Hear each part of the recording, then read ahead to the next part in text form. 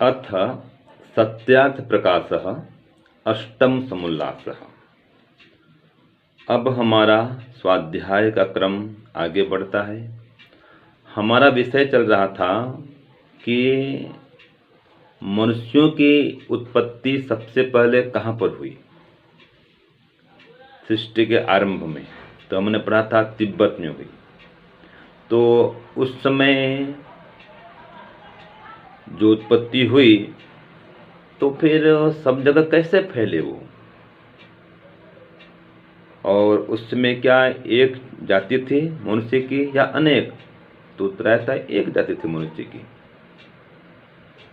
और बाद में फिर आर्य और अनार्य ये दो प्रकार का विभाग मिला, वो भी कर्मों के आधार पर, गुण कर्म स्वभाव के आधार पर। फिर ब्राह्मण क्षत्रिय वैश्य और शूद्र ये चार भेद हुए, ये भी सब गुण और कर्मों के आधार पर हुए। कोई जन्म से ब्राह्मण क्षत्रिय शूद्र वैश्य नहीं होता, ये हमने पढ़ा था। अब फिर नया प्रश्न आता है, वे यहाँ कैसे आए?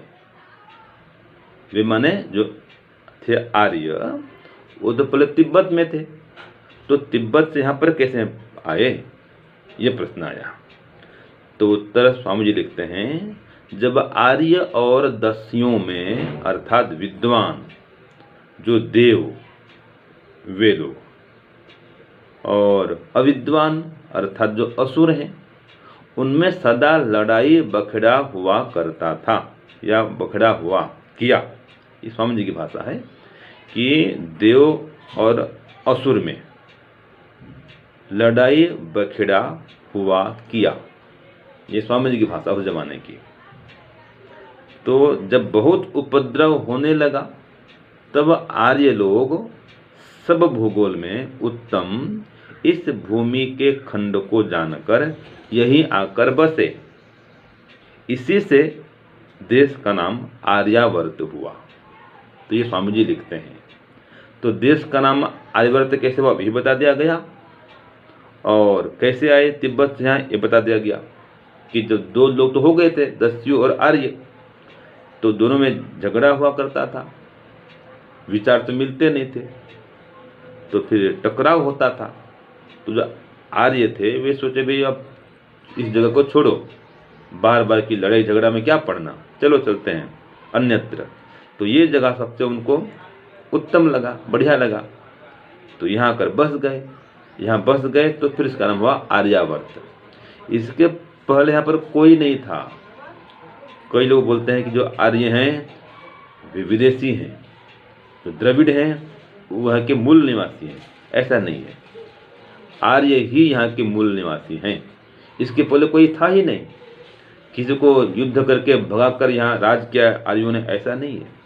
यहाँ पर कोई नहीं था, तो आर्या के वैसे यह आर्यावर्त हुआ, तभी से ये आर्यों का देश बना हुआ है, तो आर्यावर्त है ये। तो इस प्रकार से जो आर्यावर्त है वही अभी भारतवर्ष है। इसके अनेक नाम, जैसे आजकल इसको इंडिया बोलते हैं, जो कि हमारा नाम नहीं है इंडिया, ये विदेशी का नाम है। हिंदुस्तान भी हमारा नाम नहीं है, हमारा नाम तो आर्यावर्त है, जिसको बाद में भारतवर्ष कहा गया, आज भारत कहते हैं। यहाँ तक तो ठीक है, इंडिया कहना ठीक नहीं है भारत को। सबसे बढ़िया नाम आर्यावर्त। तो इस प्रकार से देश का नाम आर्यावर्त हुआ, जो कि तिब्बत से यहाँ पर आए और यहीं आकर बस गए। तो आर्य ही यहाँ के मूल निवासी हैं, ये कोई विदेशी नहीं है। किसी को बाहर निकाल दी हो और फिर उन पर राज किया हो, ऐसा भी नहीं है। तो जो आर्यावर्त है हमारा देश है। हमारे महापुरुष रामकृष्ण ऋषि महर्षि यहाँ के निवासी थे, और भी ऋषि मुनि जो प्राचीन काल में हुए सृष्टि के आरंभ में, वही यहाँ पर आगे बसे थे। तो ये आर्यावर्त हमारा देश है। अब ये आर्यावर्त है कहाँ से कहाँ तक फैला हुआ है ये आगे आएगा, इसको हम अगले क्लास में लेंगे। आज के लिए इतना। ओम शांति ओम शंकर। प्यारे भाइयों बहनों, सादर सप्रेम नमस्ते। अभी आप सुन रहे थे स्वामी जी को सत्यार्थ प्रकाश के अष्टम समुल्लास के इस 47वें भाग को, कि पूर्व पक्ष ने कौन सा प्रश्न अब नया रखा। तो मैं इसको काव्य में कहूँगी। तो पूर्व पक्ष ने प्रश्न रखा था कि वहाँ वे यहाँ कैसे आए, कौन, अर्थात जो व्यक्ति जब तिब्बत में जन्म हुआ, और आप कहते हो कि एक मनुष्य जाति थी, ठीक है, और कर्मों के अनुसार अपने गुण कर्म स्वभाव की योग्यता के अनुसार वे सभी ब्राह्मण क्षत्रिय वैश्य शूद्र कहलाए। तो फिर वे यहाँ कैसे आए, इस भारत में कैसे आए, जिसको कि हम आर्यावर्त जिसका नाम दिया है, यहाँ कैसे आए। तो यहाँ उत्तर देता है सिद्धांती। तो आइए मैं इसको पूरे को काव्य में बोलती हूँ प्रश्न सहित। तुम कहते एक मनुष्य जाति थी जिसका जन्म स्थल तिब्बत, जिसका जन्म स्थल तिब्बत, फिर वे यहाँ कैसे आए, सिद्धांती प्रकट करें निजमत, सिद्धांती प्रकट करो निजमत। तो वो उत्तर सिद्धांति देता है, आर्य कहा ये विद्वान देव और अनार्य असुर विद्वान हुए, दोनों में झगड़ा होता था, अलग अलग स्थान हुए, अलग अलग स्थान हुए।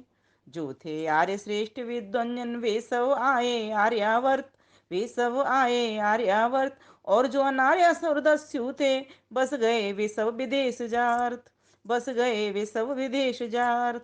आर्यों को अनुकूल ये भूमि, आर्यों को अनुकूल ये भूमि, क्योंकि यहाँ ऋतुएं बदलाव, क्योंकि यहाँ ऋतुएं बदलाव, तरह तरह के अन्न मूल फल, शीतल सौम्य सुखद सुप्रभाव, शीतल सौम्य सुखद सुप्रभाव। तो यह उत्तर दे दिया गया कि जो आर्य थे वे लोग तो यहाँ आ गए आर्यावर्त में, और जो असुर थे, अनार्य थे, अविद्वान थे, वे झगड़ा तो करते ही थे, तो वे लोग पहुंच गए फिर अलग अलग देशों में जा कर के बस गए। वे वहाँ उन्होंने अपनी आजीविका कमाई, और यहाँ पर ये लोग आ गए, इनको यहाँ पर उपयुक्त भूमि लगी, इनको अपने अनुकूल लगी, क्योंकि तिब्बत में तो कहा जाता है वैसे भी ऑक्सीजन की कमी है। वहाँ पर जो लोग जाते हैं घूमने के लिए वे बताते हैं कि वहाँ पर ऑक्सीजन की कमी है, और वहाँ पर इतनी ज़्यादा बढ़त नहीं है, बहुत अधिक वहाँ पर बढ़त नहीं है। लेकिन तब ऐसा काल रहा होगा जब आदि सृष्टि की होगी परमेश्वर ने, तब वहाँ पर ही उत्पत्ति होती होगी, तभी वहाँ पर उत्पत्ति हुई।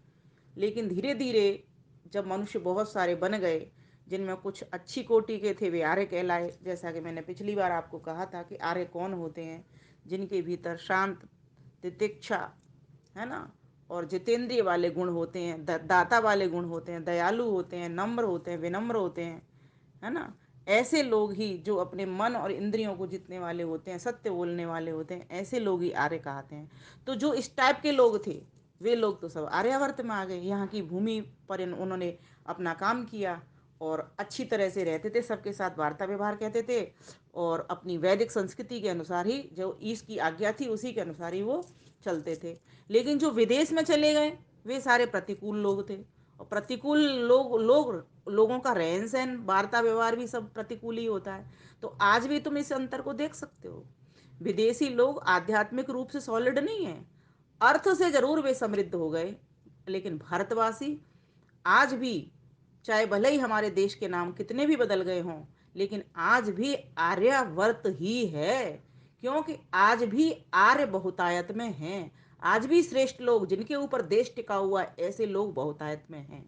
यहाँ आर्य शब्द से अर्थ सिर्फ आर्य समाजी से नहीं लेना, सिर्फ यज्ञ से भी नहीं लेना। यज्ञ आदि उपकार के बहुत सारे काम करने इस यज्ञ के भीतर आ जाते हैं, अर्थात इस आर्यत्व के भीतर आ जाते हैं। तो जो श्रेष्ठ गुण वाले लोग हैं वे हमारे ही देश में दिखाई देते हैं। विदेश में इस तरह वो, वहाँ के लोग तो बस धन कमाने में लगे रहते हैं, उन वहाँ पर तो पैसे की होड़ है, पैसे की दौड़ है वहाँ पर। लेकिन हमारे भारतवर्ष तो समृद्ध, अपनी संस्कृति से समृद्ध है।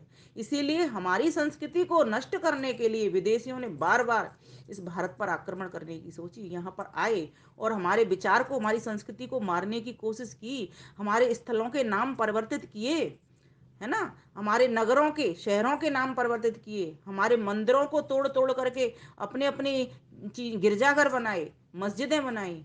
तो इस प्रकार से उन्होंने हमारी संस्कृति को ही मारने का अधिक प्रयास किया, क्योंकि वे नहीं चाहते थे ये भारतवासी लोग हैं ये हमसे आगे जाएं, उनको ये होड़ थी।